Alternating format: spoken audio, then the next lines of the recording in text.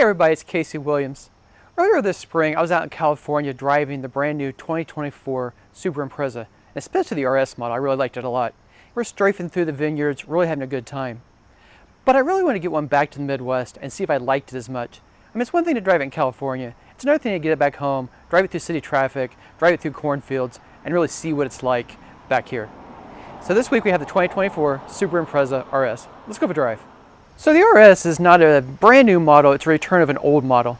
When I first started doing car reviews in the late 1990s, I had an Impreza RS. In fact, it was the very first Subaru I ever drove, and I thought it was really cool then. Kind of the style of a WRX, but maybe not as quite horsepower. The steering's a little bit sharper than kind of the Impreza Sport, but it's really not, hard edge where you can't enjoy driving it every day. And that's really what the RS is. But the rest of the RS is reflected in the current Impreza, which is also completely redesigned for 2024. And you'd have to look really close to see that's not a new model. There's a little bit wider grille, you got the LED headlamps that are steering sensitive. The fenders are just a little more muscular. You got the 18-inch black alloy wheels. So it just looks a little more aggressive, a little more stylish. But the profile is just, you know it's an Impreza. It looks like a Subaru front to end and looks really good. Some of the things I really like on the RS though, I do like the black trim, I like the black wheels, I like the black caps. I think the logo is really cool. If you look really close, it's supposed to echo the Subaru Boxer engine, the horizontally opposed engine. So these are cylinder heads kind of going back and forth with the RS logo. I think that's really clever. Come around the back. Again, you got the little black spoiler back here. So, I mean, again, it's not quite WRX kind of aggressiveness, but it's got a little bit of that hint to it. You got the lower diffuser, and I think it looks really good, looks really sporty. It's got a manual hatch, but there's quite a bit of space in here. The body shell is actually shared with the Crosstrek crossover, so you're really going to get crossover kind of space inside of the vehicle, even though it's down low to the ground. Back seat, split, fold, get the bikes in. You can also get all the rubber, this one doesn't have it, but you can get all the rubber inserts too to protect the floor and the seats, so if you want to get your bicycle in, you can do that as well. I think the first thing most people are going to notice on the inside of the redesigned Impreza is the giant touchscreen. It's the big tablet style touchscreen. It's shared with the Outback, with the Legacy, and also the WRX. So I like this. I have an Outback Wilderness, and it's been a little slow to start up. In this car, it seems like they got the software bugs worked out, and it's working pretty seamlessly. And it is actually pretty easy to use. And you got audio up above, climate down below. And what I really like the Subaru does is they leave a proper volume and tuning knob, so you can scroll through the stations, get the volume. That's there. Also, the key temperature changes and defrosters are actual manual buttons here on the faceplate. So the things that you really need to get to all the time, you can get to this very easily. But then one level below, you've got all that. This has the Harman Kardon audio system. Sounds really good. Again, I really wish my Outback had it. This sounds much better than it did. But I like listening to it as well. But also, it's cloth seats, but they got the red accents on them, and these are really nice. I mean, they're heated, but also, when it's really hot outside, really cold outside, they're gonna be a little more comfortable. So it's just kind of proof that you don't have to have leather seats all the time. And these are very nicely done, very supportive. I like the black trim. You got the wireless phone charger here in the console. So pretty well laid out, and everything seems to be pretty well made for a car in this class. Got the power sunroof, and Subaru does a lot of little things that you just notice. Like the sun visor extensions. They don't have to do that. Nobody really care, but it's just nice that they did. Nice thick leather wrapped steering wheel, and this comes with pretty much the full suite of crash avoidance systems. So this has Subaru's 3-camera eyesight system up here.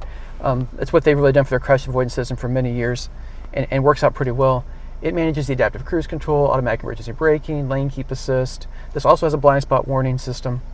But the other thing this car has for the first time in 2024 is emergency steering. So if it detects you're going to run into something, it can actually steer and try to get around that obstacle. So pretty sophisticated system in an entry-level car. Well, the one thing I really remember from being in California is just strafing through the 2-lane roads out through the. I'm gonna say it one more time. Sorry. Start over. Okay. Well, the one thing I really remember from my trip to California, and what I was looking forward to reliving again, was just hitting those really narrow 2-lane roads, the undulating roads, just hitting the corners, and just enjoying driving it like a sports car. And I really got that experience here again. But also what it reminded me of is how much work was done on the chassis in this car. They completely re-engineered the chassis. And what's really remarkable is I can drive like I am right now, rough pavement, and the car is very compliant.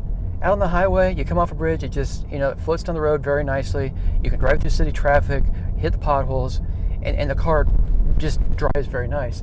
But when you put this car into a corner, it just does not give up. And part of that is that this has torque vector and all-wheel drive, has standard all-wheel drive, which is great for snow, but also great for going through curvy 2-lane back roads. But it basically kind of tries to over-rotate the back just a little bit, and it just sharpens those corners. It's not out of control, you're not sliding, but just sharpens that corner a little bit.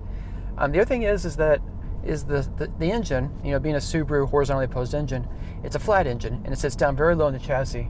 So it really helps the center of gravity of the car, and just makes the car feel very balanced. But they really have truly achieved the holy grail of having a car that's more compliant, on the road, but also one that's just much firmer and much better handler. I think most people really like this car a lot.